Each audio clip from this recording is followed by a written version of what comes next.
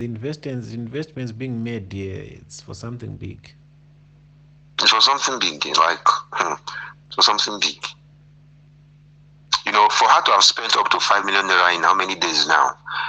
The person we are talking about, Jeremiah, couldn't have given such amounts because he directly offered only 2 million. Only 2 million. Yes. 2 million in 3 days. I wanna try. You know what I wanna try to do? I wanna try to push in a conversation. I want to hear where her mind is.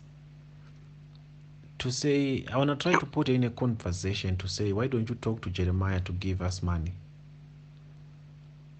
Okay. I wanna see a reaction, and I want to hear how she will perceive this and how she will respond to that kind of a conversation. That lady is smart, though. She might decode it, though. She might what? She might decode your prank. Like, she may know that maybe because you have heard that she's working with Jeremiah, you want to try and pull this. She may know. You think so? Because already she said she's a lawyer. I don't know how true that is. If she's a lawyer, she will pick it. Greetings, people. It's Mr. Pull the Trigger.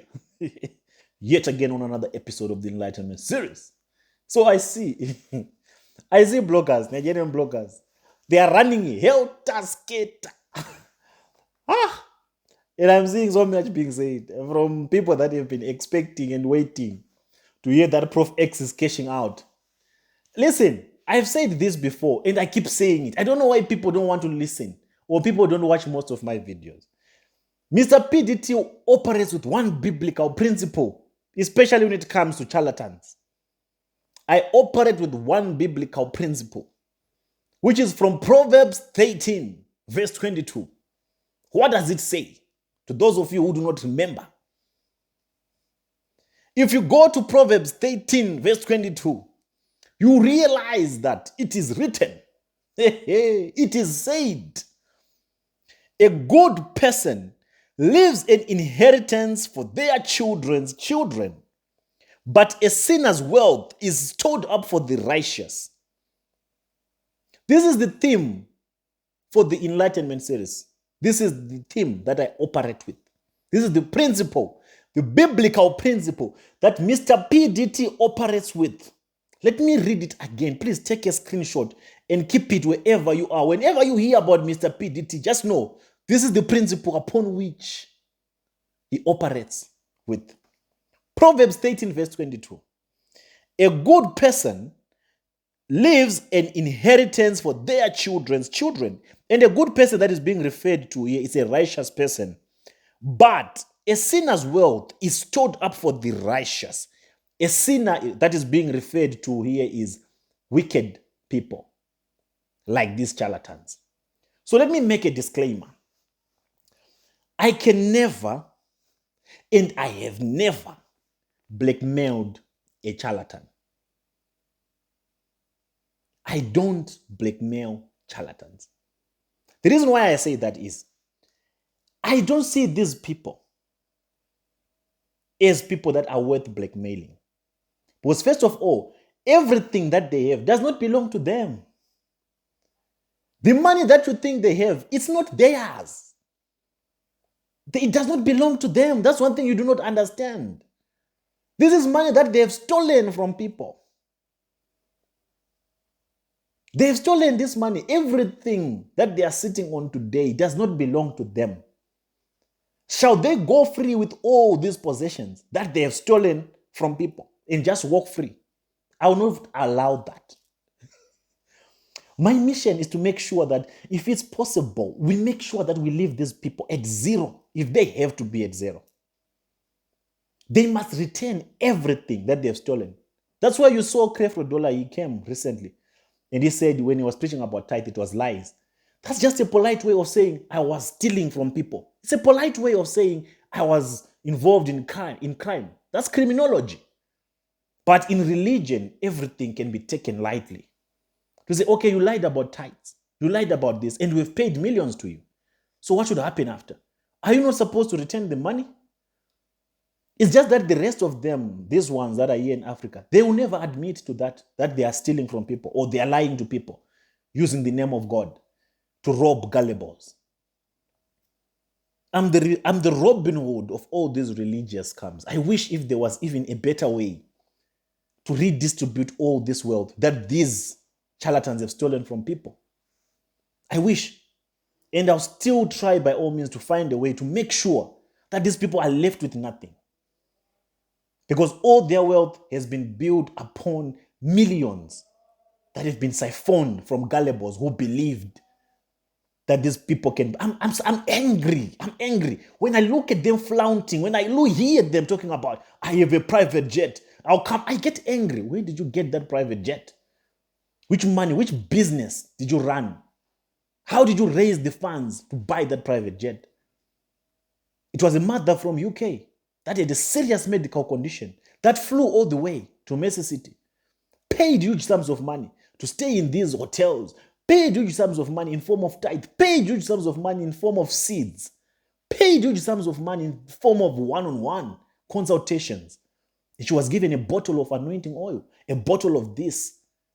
Go, it shall work. They discontinued their medication. 2 months down the line, they died. It was a brother from America who came wanting a marriage, and they were told everything shall work for you. It was a brother who was looking for opportunity, a businessman who thought that by sitting on these criminals' pulpits, they shall have a breakthrough in their business. They were manipulated, told God said, give all that you have, sacrifice, make a sacrifice, give something that you love dearly with your life, with your heart, and God will do a new thing in your life. All these manipulations, stealing, taking, these are the blackmailers, extortionists that you are defending. To say, no, you blackmailed me, blackmail Omoto. I can never blackmail Omoto. I can never. But we need to know their involvement. And the only way we can know their involvement is by tricking them, by getting into their heads and catch them in a lie.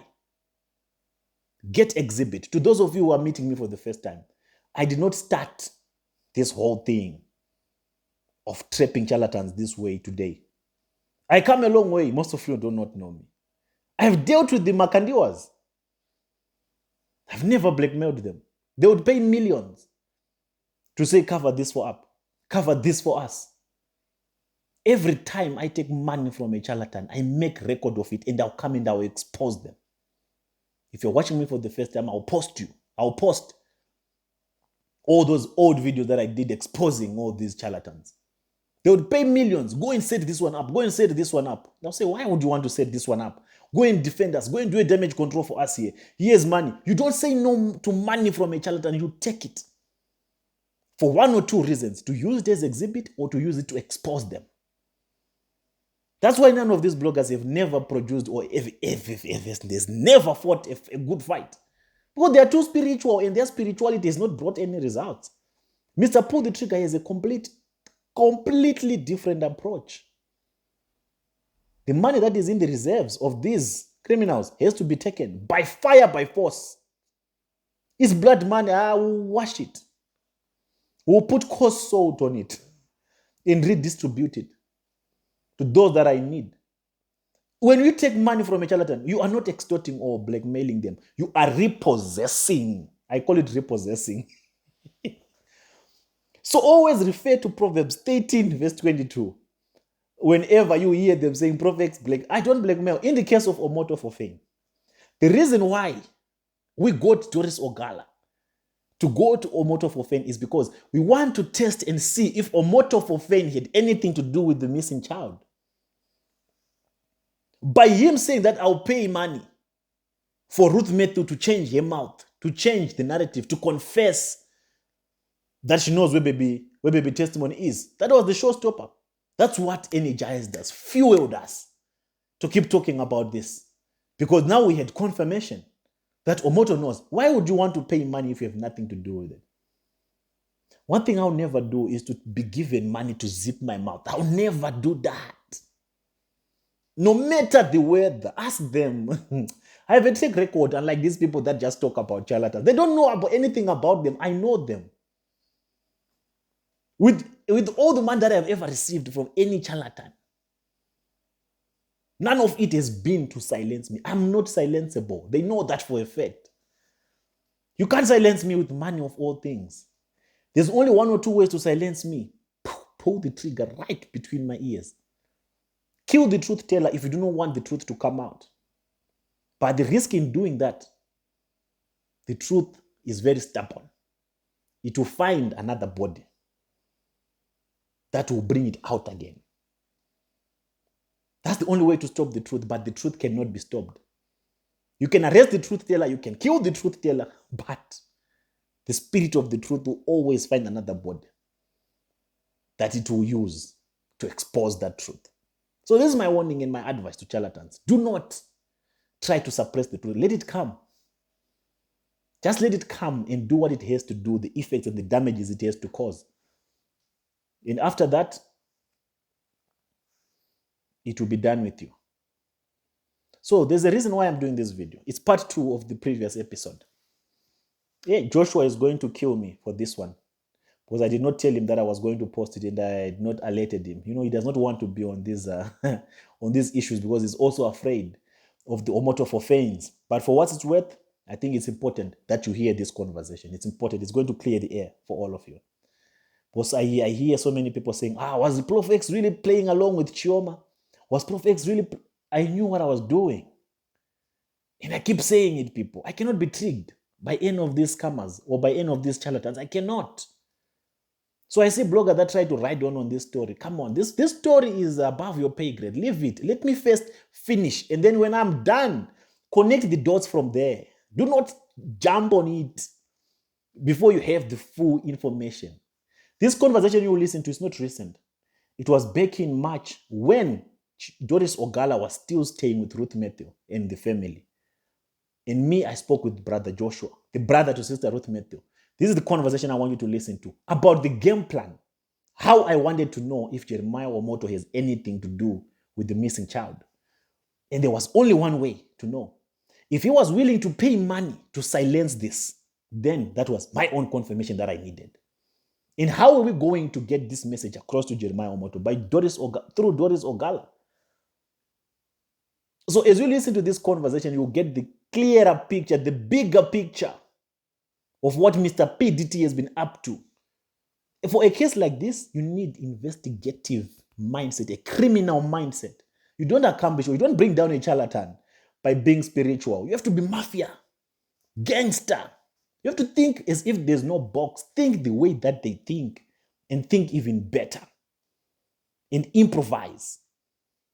I always had to improvise to get to this truth, to get to where we are. It was not easy.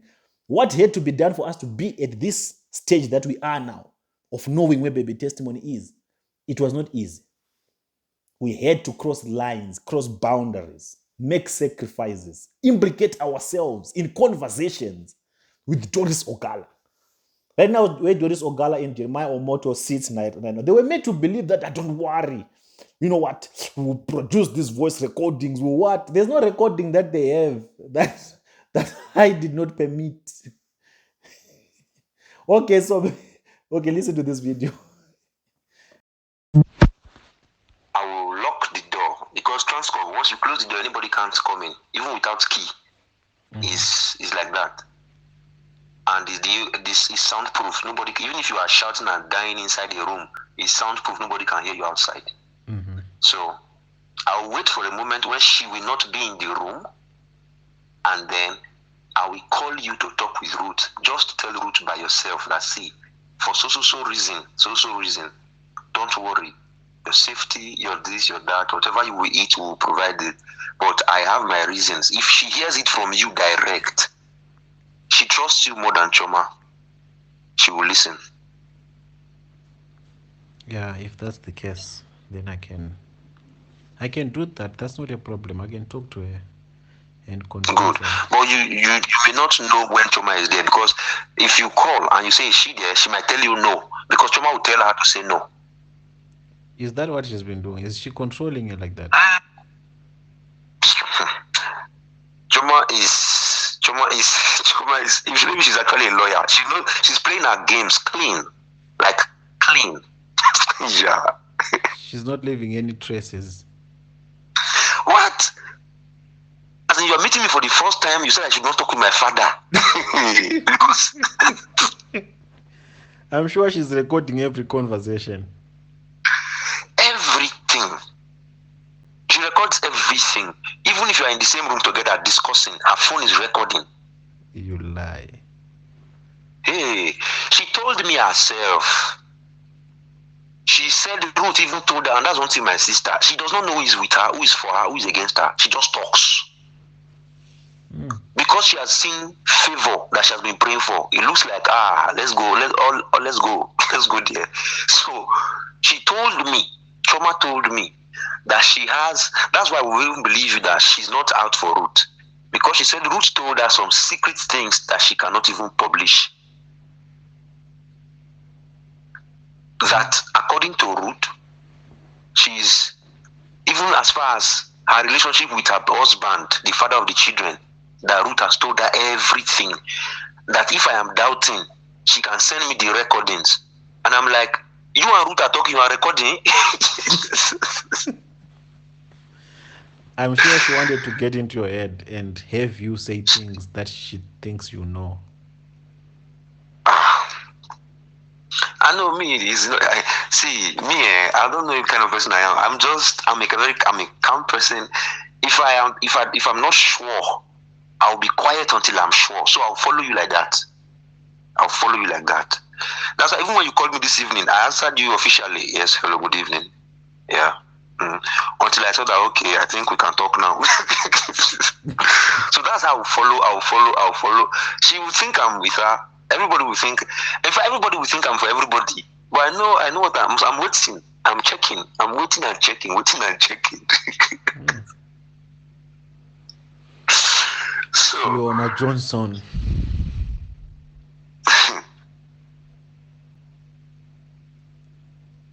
So she's probably married somewhere. From your own. Yeah, I think she's married because I asked when we're talking, and I said, you know I'm your friend, right? You know I'm for you, right? She said, nobody's for me, everybody's against me. I said, I'm your guy now, I'm your guy. And I said, but hope you're not married though, so that your husband will not come and fight. He said, I'm married. I said, I'm sorry, oh. You know, I said, no problems.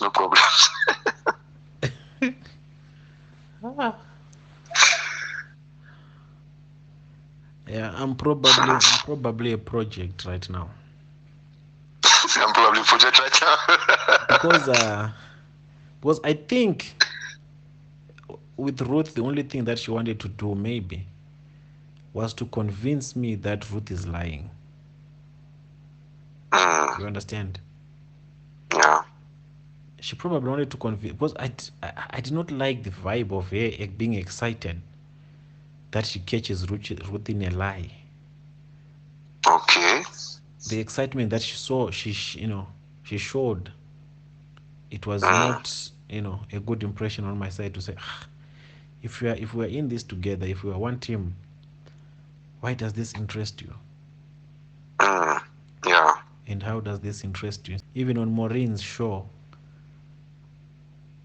that's where everything got a little bit messed up when they were doing the interview and forcing her to say, tell the truth, do this and stuff like that.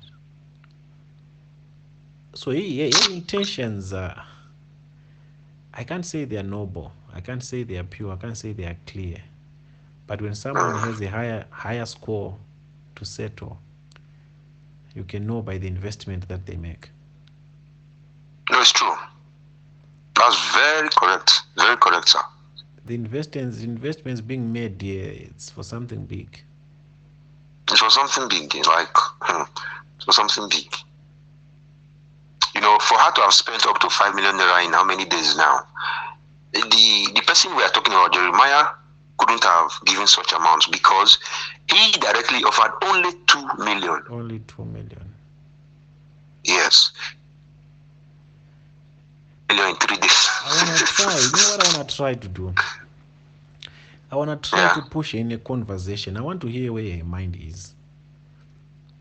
to say, I want to try to put in a conversation to say, why don't you talk to Jeremiah to give us money? Okay. I want to see a reaction, and I want to hear how she will perceive this and how she will respond to that kind of a conversation. That lady is smart, though. She might decode it, though. She might what? She might decode your prank. Like, she may know that maybe because you have heard that she's working with Jeremiah, you want to try and pull this. She may know. You think so? Because already she said she's a lawyer. I don't know how true that is. If she's a lawyer, she will pick it. No, I want her to trap me, and I want her to succeed in her trapping me.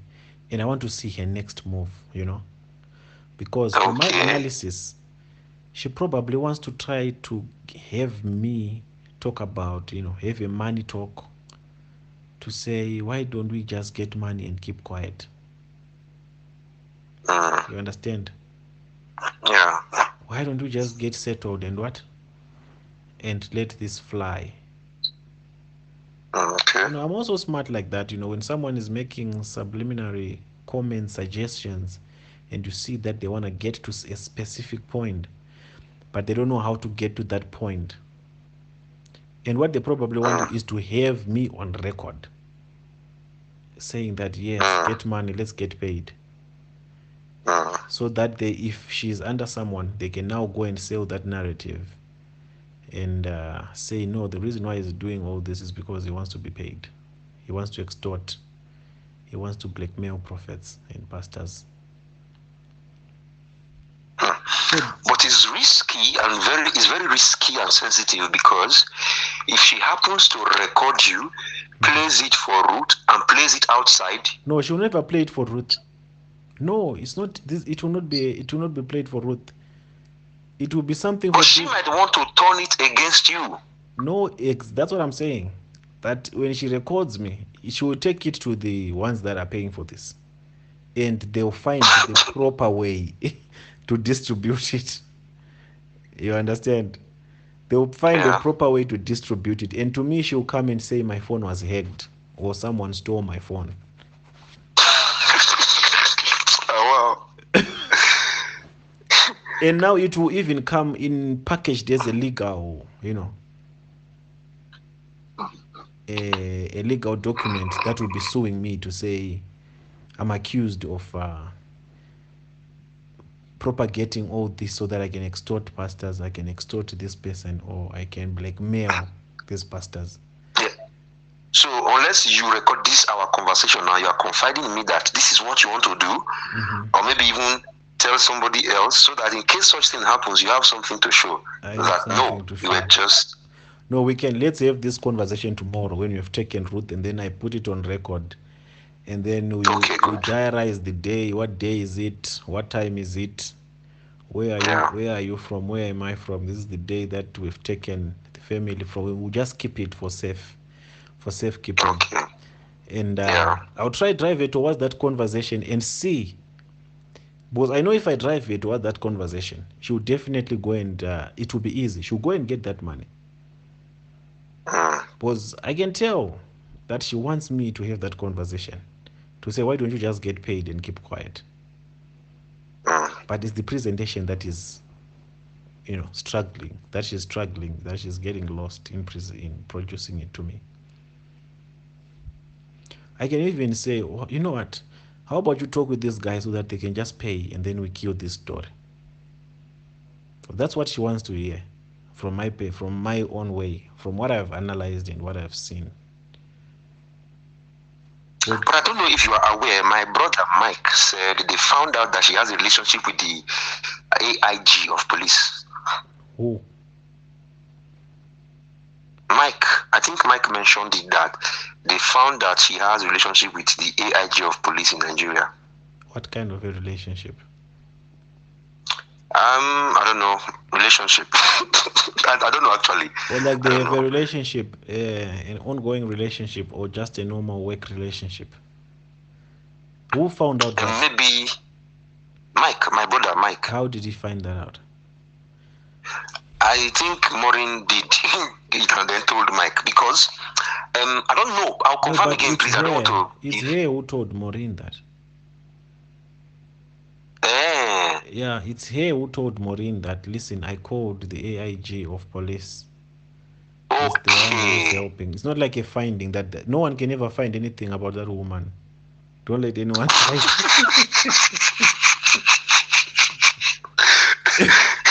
Is it sophisticated? You are the only one who has. You are the only one who has intel about that woman.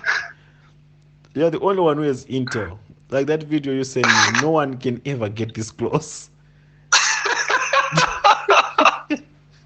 This I promise. And don't even share this video with people. Don't let it go out there, or else she'll come for you. No, she's not. Except now, it's you. I would even beg now because it's not on my phone. It's on the message she sent to her phone. Like our chats. Oh, so she deleted it in the phone and she left it on the Yes, chat. on the chats. Good. Oh, that's the mistake she made. That's the mistake she made.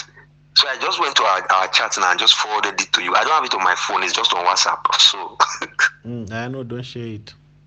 No, I'll never. I can't try it. I'll never share it. Because I don't know.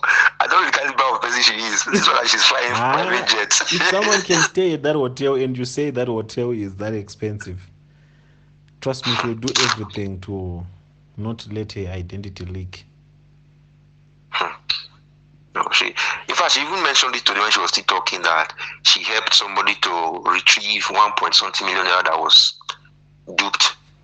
She said all she did was to call the police. The AIG of police told me. He said it was the police that did the job for her. That she was just there lounging in Transcorp and then they went to retrieve the money and Yeah. Classic. Now you do it all. Classic.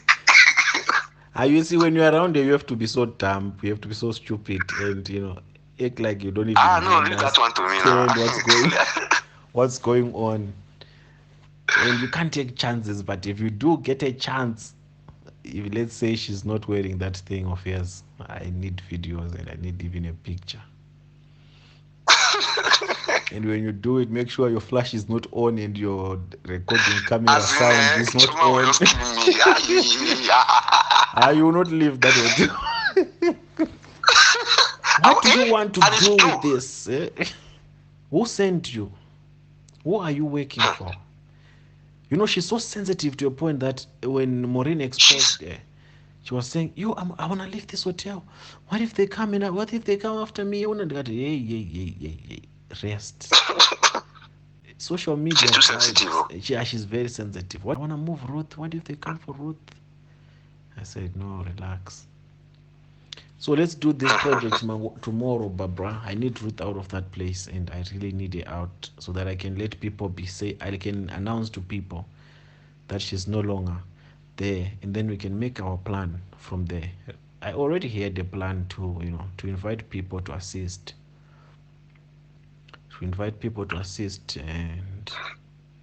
And see how we can get her to safety, where we know that how can we put her in safety. And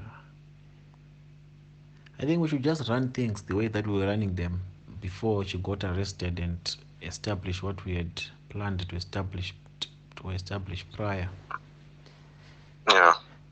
And see where this lands us. But once I make that publication, and once you can get me a video of just recording the hotel, maybe when you get there and when you are living with the kids, when you're getting out of the hotel, then I just let everyone know that they are now outside of Chioma's custody. I think that will give people peace of mind, and it will also get it out of the picture. Yeah.